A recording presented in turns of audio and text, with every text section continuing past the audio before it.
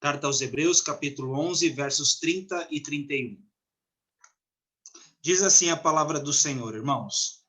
Pela fé, ruíram as muralhas de Jericó, depois de rodeadas por 7 dias. Pela fé, Raabe, a meretriz, não foi destruída com os desobedientes, porque acolheu com paz os espias.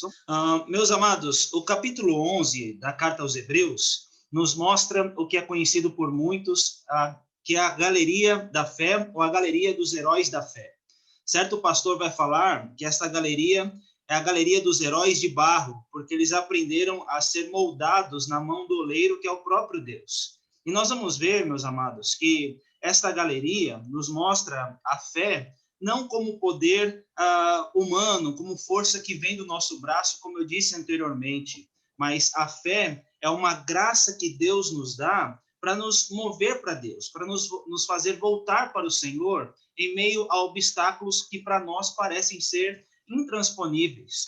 Então, hoje você vai ver muitas pessoas que falam, não, pastor, eu sou uma pessoa de fé, mas muitas vezes a sua fé está na sua própria capacidade, é o que a gente chama de fé na fé. Mas não é isso que nós entendemos como fé, meus irmãos. Pela graça nós somos salvos, mediante a fé, isso não vem de nós, mas é um dom de Deus. Se hoje nós temos o poder ou a bênção de crer em situações específicas, é porque o próprio Deus colocou essa fé no nosso coração para nós crermos no Senhor, em Cristo para a salvação, mas também diante das lutas.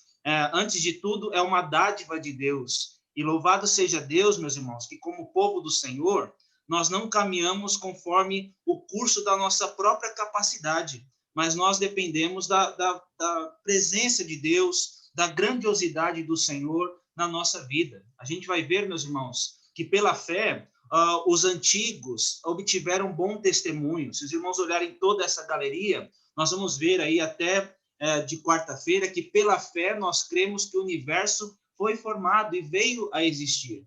Crer na criação é uma fé que Deus coloca no nosso coração, meus irmãos. Pela fé, nós vamos ver que a oferta de Abel, até hoje, ainda fala.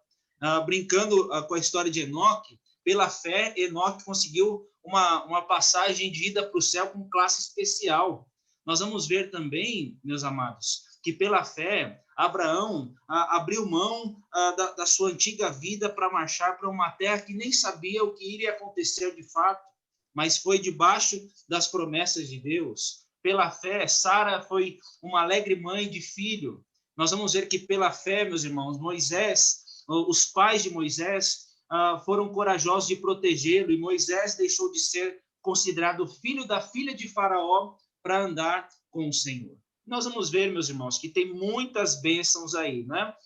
E aqui, no texto que nós lemos, nós vamos olhar a fé vista em Jericó, meus irmãos. A fé onde Deus vai trabalhar no coração dos israelitas para que eles pudessem ver as muralhas serem derrubadas e também a história de fé da vida de Raabe.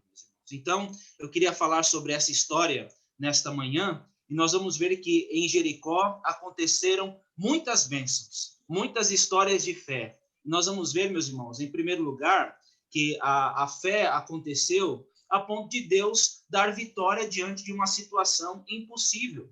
Se os irmãos olharem o verso 30, nós vamos ver a história de Josué, né? O versículo 30, ele é rápido, ele é direto. A gente não vê as entrelinhas que são mencionadas no capítulo 5 de Josué. O versículo 30 vai falar assim: pela fé, ruíram as muralhas de Jericó, depois de rodeadas por 7 dias. Irmãos, nós vamos olhar a história bem resumida aqui, né? Porque nós vamos ver no capítulo 5, capítulo 6 de Josué, o que Deus já iria dar a vitória. E nós vemos, meus irmãos, aqui de uma forma simples, né, pelo autor de Hebreus, que a vitória sobre as muralhas, elas não vieram pelo poder dos soldados de Israel. A vitória não veio pela capacidade humana ou pela liderança própria de Josué. Mas nós vemos, meus irmãos, de uma forma simples, que o que nos faz vencer obstáculos difíceis é a fé que Deus nos coloca e que nos faz mover para o Senhor. né? Então, a gente olha essa passagem, meus irmãos, e a gente vê que situações difíceis que acontecem na nossa vida, elas devem nos mover para Deus, elas devem nos mover para o Senhor. A fé, meus irmãos, não é como algumas pessoas mostram, que é apenas um poder que te dá uma bênção e que depois te afasta do Senhor. Mas a fé é uma bênção que te move para Deus e que faz você sempre ser dependente do Senhor. Não é uma fórmula mágica. Já vi muita gente, meus irmãos, receberem as bênçãos de Deus, mas depois se afastarem do Senhor. É o contrário. A fé, no momento difícil, deve nos aproximar de Deus, mas ao mesmo tempo que nos aproxima, nos fortalece, para que a gente sempre se refugie no Senhor. É claro que nós vamos ter lutas e dificuldades lá na frente, mas é isso que a gente vai ver na história de Josué, na história do povo de Israel. Eu não sei se vocês sabem, meus irmãos, mas a cidade de Jericó, ela não era muito grande. Se os irmãos olharem a história em Josué capítulo 6, eles tinham que rodear a cidade. Vocês lembram da história? Lembram da musiquinha, Vem com Josué lutar em Jericó? Essa musiquinha não sai da minha cabeça não, viu, meus irmãos? Tô falando muito para Manu, né? E a gente vê, meus amados, nessa bênção, que eles tinham que rodear a cidade 6 dias em silêncio, e os sacerdotes com as trombetas, aquele chofar, né? Trombetas de chifres de carneiro, eles tinham que tocar, e eles marchavam, rodeavam, e dizem aí os historiadores que esse rodear levava mais ou menos de meia hora a 1 hora, né? Então era uma caminhada boa aí, né? Para quem quer ficar fit. E nessa história, meus irmãos, a gente vê o povo de Israel caminhando, e nessa marcha do 7º dia, aí, quando fosse tocada a trombeta ao toque de Moisés, de Josué, perdão, a gente vai ver, meus irmãos, que eles tinham que gritar. E a gente vê, meus irmãos, que não foi a ressonância das trombetas, não foi o gritar das pessoas que derrubou a muralha, mas foi entender que num tempo de marcha, num tempo de rodear, num tempo de paciência, eles tinham que aprender a ver que a vitória quem dá é o Senhor, né? Então, meus irmãos, é um pedido inusitado de Deus. Certamente, aos olhos humanos, o que seria racional para destruir as muralhas seriam batidas nas muralhas, seriam a capacidade humana, seria algo mais rápido aos olhos. Marchar 7 dias, meus irmãos, é questão de paciência. E com certeza, cada dia foi uma prova de fé para que o povo pudesse depender do Senhor pela fé. E nisso, meus irmãos, a gente olha o cuidado de Deus, nos mostra que para situações difíceis, tudo é uma oportunidade para nós confiarmos em Deus. Então, a lição que fica, meus amados, é que nós temos que entender que tudo que vem de difícil na nossa vida deve ser algo que deve nos mover para Deus. E Deus é quem cuida de nós. Deus é quem dá a vitória. Deus é quem vai à frente. E às vezes, na geração ansiosa que nós vemos, muitas vezes nós, às vezes até esquecemos de orar. Dependa do Senhor. Se volte para Deus. E eu vejo que ocasiões difíceis devem nos fazer voltar para Deus e fazer com que nós vivamos pela fé, né? Irmãos, hoje é um tempo difícil, em que um coronavírus às vezes nos empurra para baixo. Mas nós temos que entender que pela fé nós sempre temos que nos mover para frente. Caminhar com Deus, viver para o Senhor, para a sua glória, e realmente ver o que nós podemos, meus irmãos, diante de tão grande nuvem de testemunhas, de homens que andaram pela fé, o que nós podemos hoje fazer pela fé, né? Então, pela fé, nós temos que pegar esse bastão e, para a glória de Deus, realmente ver, meus irmãos, que diante de situações tão difíceis, Deus está conosco, né? Aproveitando a situação do pastor Marra, meus irmãos, deve ter sido muito difícil para ele estar no hospital desde o dia 11, quase um mês aí, né?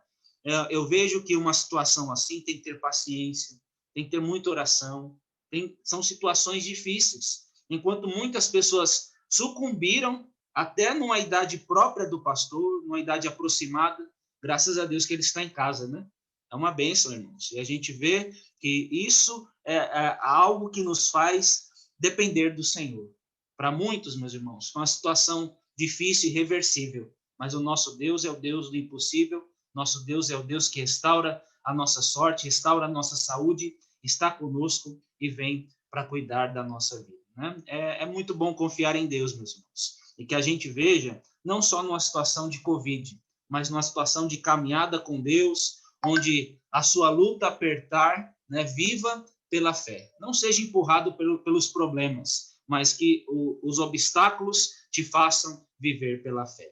Mas uma outra situação, meus irmãos, é interessante que eu vejo aqui na história de Raabe, é que a fé, meus irmãos, ela nos faz voltar para Deus. Ao mesmo tempo em que a gente vê uma história de maravilhas, nós vemos uma história de graça, uma história da graça de Deus na nossa caminhada. Então, é interessante que Raabe não é uma mulher, aos olhos do povo judeu, alguém que entraria aos olhos humanos na galeria da fé. Então, o judeu, meus irmãos, para vocês entenderem, eles oravam muitas vezes assim: olha, Senhor, graças te dou por eu não ter nascido mulher e não ter nascido gentia, ou gentil, no caso, né? E a gente vê, meus amados, que era um obstáculo para eles uma mulher fazer parte da galeria ou até da genealogia de Jesus, como nós vemos em outra passagem, né? Mas, meus irmãos, o nosso Deus é o Deus da graça. Ele trabalha no nosso coração. O verso 31 vai dizer assim: pela fé, Raabe, a meretriz, não foi destruída com os desobedientes, porque acolheu com paz os espias. Tem um irmão falando que está desligado, mas não está, não. Estão me ouvindo bem, né, irmãos? Tá, então tá bom. A gente vê, meus amados, uma história da graça de Deus, onde esta mulher, além de não ter os adjetivos que correspondiam com o do povo judeu, ela tinha uma situação, meus irmãos, que é grave aos nossos olhos: prostituta, meretriz. Mas é interessante que o texto, meus amados, ele vai destacar justamente isso. Pela fé, Raabe, a meretriz, não foi destruída. O que eu vejo aqui, meus irmãos, é que o nosso Deus tem uma história de graça para com todos nós.